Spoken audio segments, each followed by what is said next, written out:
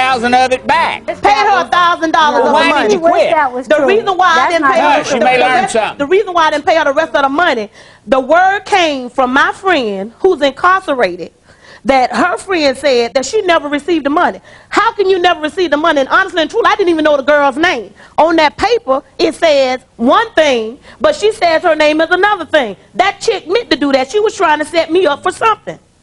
You figured that you smelled a rat after you paid back $1,000. And then when she couldn't get me, and more me, baby, that's why she did what she did. Well, now, did you know that she had gotten the $1,000 that you sent her? I had no idea. She told me she didn't get the money. She did, or your man did, or your friend? Honey, it's a big bunch of bull. She, through her friend, told my friend that she didn't get the money. She never received the money. All right, hold on a second. Now, just correct me if I'm wrong. Her man in prison told your friend in prison that she never didn't get received the money. Okay, so I said, let me stop payment check. Did the thought ever cross your mind that she might have been lying to her man in prison? Could have been, but you know what? I had a friend that's locked up that I care about. I didn't want anything to happen to him. So what I told them to do, just squash it all. You tell her to call me. She got my number, she has my address, and she has my name. And if she really wanted to get me, shut up, clown. If she really wanted to get me, if she really wanted to get me, she could have called me on the telephone. She could have called my mom. I gave her more than one number. She could have written me if she really wanted me. That chick didn't want that. With this much information, she could have sent you an email. She could have sent me anything. We have a computer at the house. All right, now, okay. William, do me. She done did all her paperwork. She better get it together. There we go. It's gonna be tough. Put a lid on it.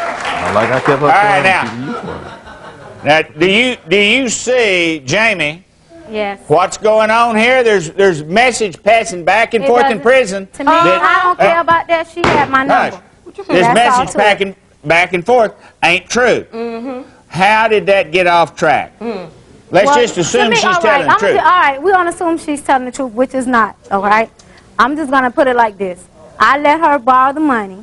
She never paid it back, all of it back. Lots of games going on. Lots of games, and I don't have time for that games, boy. Well, she thinks you're playing a game with her. I don't even talk to her. How do I play a game with her? Well, you gave her $1,300. I gave her because she was broke down. Why didn't you get back in touch with her? Did you ever I did call her. She never returned my call. I called her at least 6 times, because like I said, I don't take care of nobody else. Did you ever talk to her? No. Her mother answered the phone. Her mother answered the phone, said, this is not her real number. This is my number. She has a different number. She gave me the number, and I called her, left a message on her answer machine. It's like she was dodging me. You don't dodge me. I don't pay for no other female. She get that man to take care of her like my man take care of me and keep me money. Well, why do you figure she didn't pay you that $300 Because back? her man left, they transferred him to another prison. Well, what's that got to do with your $300? She paid me it within the time her man was there. As soon as her man left, she didn't give me the remaining of my amount back. Well, now, was the string that went with this money that your man was going to beat hers up if you didn't get paid back? No. I don't even, like I said, this had to do with me and her. This didn't have anything to do with them. She's just trying to throw that in the water. Why are they passing messages back and forth to each other in prison about your debt? I told her, because she was supposed to, he was like, is you going to get your money back? Because he the one who gave me that money. Well, did you tell him the truth? Did you tell him that you'd gotten $1,000 back? I got $1,000 back. Why would I? I don't know. I'm asking you, did you tell him that you got the money back, or did you lie to him? After I did get it. After I did get it back, I told him I got it back. But at one point, she didn't pay me on time. That's the thing about it. She didn't pay me on time. And after she didn't pay me on time, when that March date came, because I gave her 2 months, because she was saying that, oh, I'm a teacher, and I really don't make that much to pay you back on time, and this and that, and that and this, and I really didn't want it, so I gave her to March. I gave her 2 months to go ahead and pay me only $1,300. I don't even know how much it cost to even fix her car at that time. Still to come on Texas Justice. The defendant asks Judge Larry Joe a question. I never got another word from her until my friend said she never got the money. She said she tried to call me. She said she talked to my mama. Ask her what my mother's name is then. Well, I don't know. No, if that chick can remember everything else, ask her what my mother's name is. Does someone understand why? You know what? Yeah. Well, then why don't you give her the $300 back? The reason why she never got the $300, I never got another word from her until my friend said she never got the money. She said she tried to call me.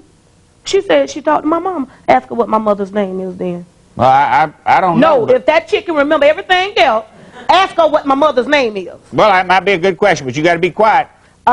I would be quiet for just a second, but I let her have some. Now give it back to me. What's her mother's name? I don't know her mother's name. I didn't even care, to Okay. be honest. Liar. The only thing I have on here, Liar. Shannon, it doesn't matter what your mama's name is. I gave her $1,000.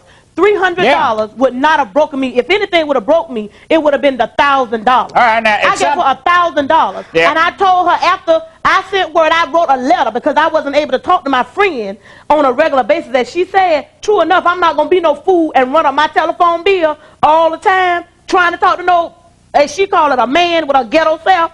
I'm not gonna do that. So when she did not, she herself could have called me. My number has not changed. I have a cell phone and I have a home phone. If she really wanted to get in contact with me and tell me her real address or where I can send the money so she could have gotten it, I would have sent it to her. And I was going to stop payment on their money orders too. But check signals. She got the money orders the address you sent it to. And never called me. What? All right. That note doesn't say one thing about her having to call you. Now, you listen. No, she don't have to call me. Listen to this. What? You're the one thinking she wants you. Oh, no, I don't have to think that. She did. Thinking you want to hear from her. What you say? So you're going to hear from me. $300 for the plaintiff. All right. Jamie Woods has won her case, so Shannon Norman is ordered to pay $300 for her loan. I thought the case was absolutely hilarious. I mean, when I first saw the two women walk in, I thought it was going to turn into a complete catfight, and the judge did a really good job of keeping them in line and in control. He was able to ascertain that the woman did have the binding contract that they made when she, when she loaned the other one the money. So I think it was a very, very fair ruling. The judge did real good, real good. I agree with him 100%.